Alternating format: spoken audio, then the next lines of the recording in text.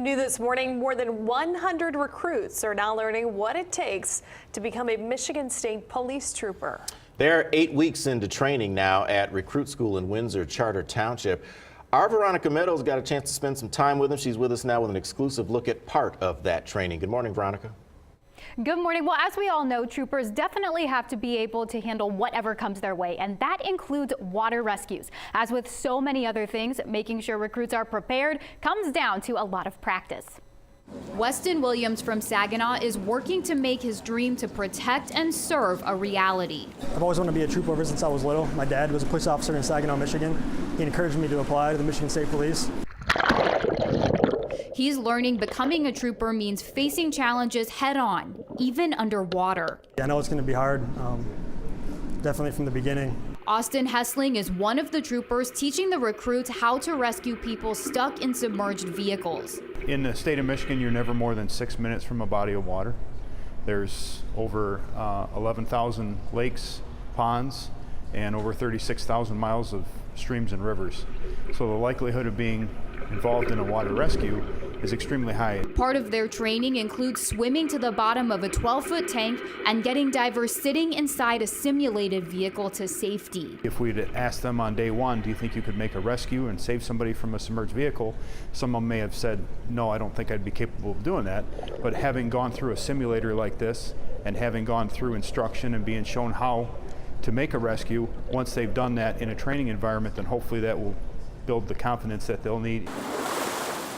This is just one training testing recruits like Weston physically and mentally, while making sure they're ready for anything. So just walking through these doors and knowing how many troopers actually came in here and put in the work, it's a really humbling experience for me being here. Recruits practiced a couple of different drills for this training in the water. They worked on opening doors and rescuing those divers, and get this, they also put on blackout goggles where they couldn't see anything. That simulates what it would be like in dark water. We also participated in the training, so if you want to check that out, head on over to WSMH.com. Right now, let's check in with Ahmed. No one can really prepare you for what you might see during a traumatic event, but the newly formed Tuscola County Moulage team came together to make sure the training that does happen is as effective as possible. It all starts with makeup and dedication. 4 teens hit by a drunk driver on prom night. 3 will make it out alive. Where are you coming from? Trevor Miller is part of a mock OWI crash at the Tuscola Technology Center. It's okay, leave it. You're supposed to be bloodied. Okay. I'm getting airlifted. His journey started with the Tuscola County Moulage team. They've been training for months for this event, their first. It adds a realism for the students as well as those that are responding. Team members become experts in creating injuries. I like lacerations. Elaine Fiorello has a background in law enforcement and is an investigator with the medical examiner's office. She saw the need for the team. It's very difficult to envision victims unless you actually see injuries in the blood. Put some blood in your hair. You're going to a scenario and there's a piece of paper there that says, okay, this has got all these broken bones, this is all tore up. You've got to try and remember. When you see the injury, it helps you decide how to treat it. While that realism helps train first responders, Miller says it can change a teenager's mindset. They're definitely gonna realize, oh, this could happen to me, or you know, this could happen to one of my friends or someone that I know. What could have felt like a gory moment actually opened up an opportunity for students to see the realism of what those scenes are like. With the hopes that this image will translate to a better prepared community. I don't want to see anybody that I know from this county or any other county around here to lose a loved one. Because this time, they're taking away hope, not a teenager, in a body bag. 8 area fire departments, the Tuscola County Sheriff's Department, Michigan State Police, and several other local organizations helped put this event on. The Moulage team is now working on their portfolio so they can help in other scenarios throughout Tuscola County. In the studio, Sadie Hughes, Fox 66 News.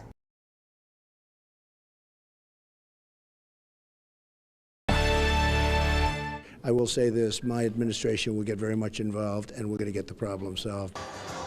Donald Trump, courting the African-American vote today in Detroit, is also making promises to fix Flint water crisis. This holiday weekend, Donald Trump is courting African-American votes. Today, the Republican presidential nominee attended a church service in Detroit to talk about his plan to improve the lives of people in urban communities. During his stop, Mr. Trump spoke with NBC 25 anchor Dave Bondi about what he's doing to win the black vote in November. Today, I just want to let you know that I am here to listen to you, and I've been doing that.